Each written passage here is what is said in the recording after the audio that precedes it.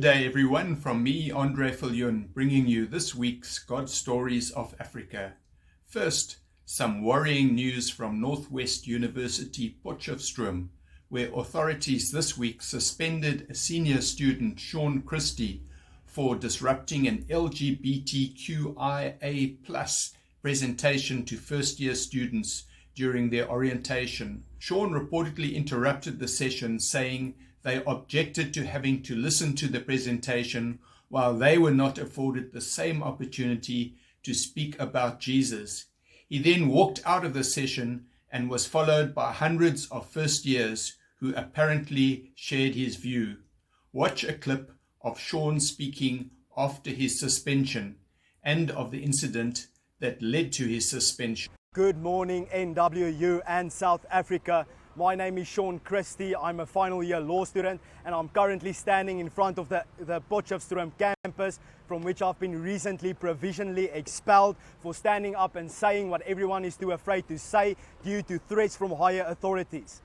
On the 6th of February, I received a phone call from one of the hostel's peer helpers informing me that the first years were being compelled.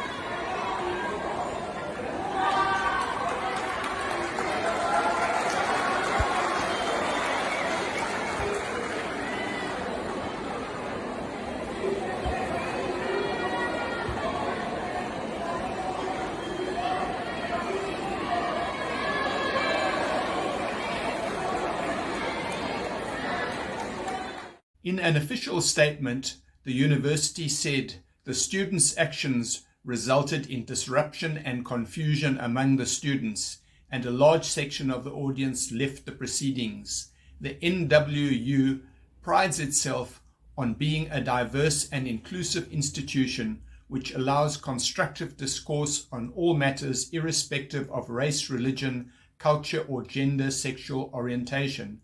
We strongly condemn any actions where these fundamental rights of association and expression are infringed upon. We view the incident in a very serious light, hence we immediately commenced an investigation. Consequently, the student in question has been temporarily suspended for his disruptive behavior pending the finalization of the investigation. In a media statement released today, AfriForum Youth says it has instructed its legal team to investigate possible legal action against the university on the matter, which it says goes to the heart of the constitutional right to freedom of expression.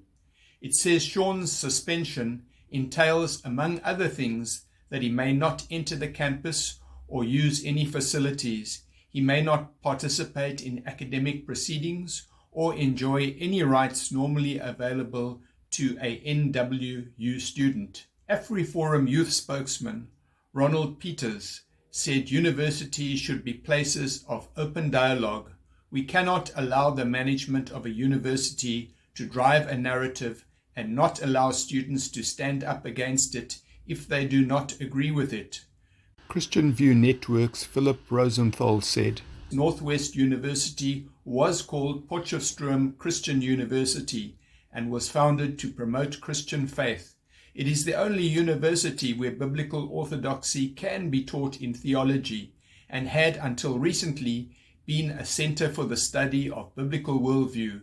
Northwest remains then a strategic campus for Christianity in South Africa.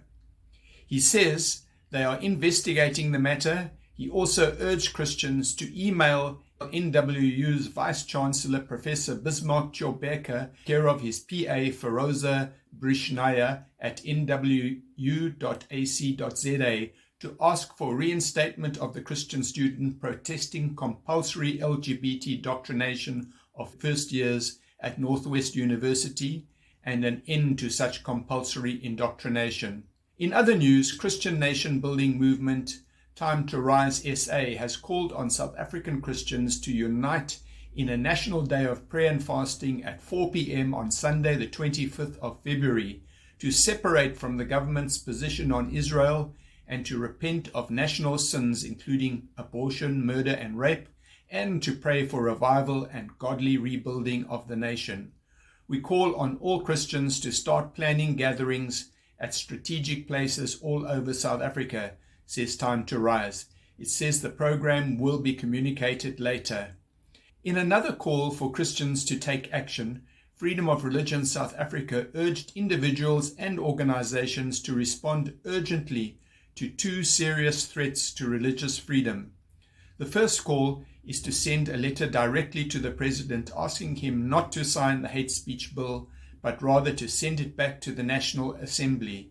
He is empowered to send back the bill if he believes it is unconstitutional.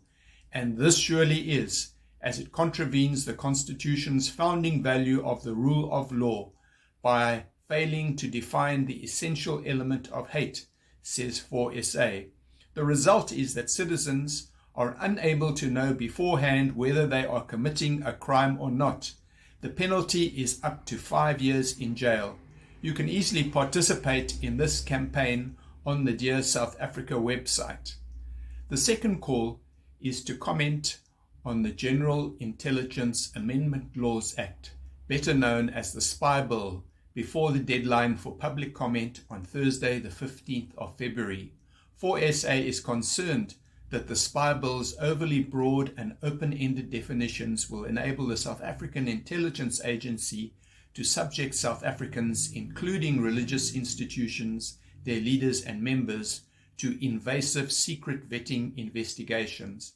Ultimately, this could lead to forcibly shutting the doors of those religious institutions that are refused security clearance, says 4SA. You can comment easily by visiting www.4sa.org.za and selecting your desired option on the Stop the Spy Bill banner. Well, that's a wrap for today. Thank you for watching God's Stories of Africa. And before you go, please subscribe if you have not done so already. You can also help us reach many more people by liking, commenting, and sharing. God bless you abundantly until we meet again.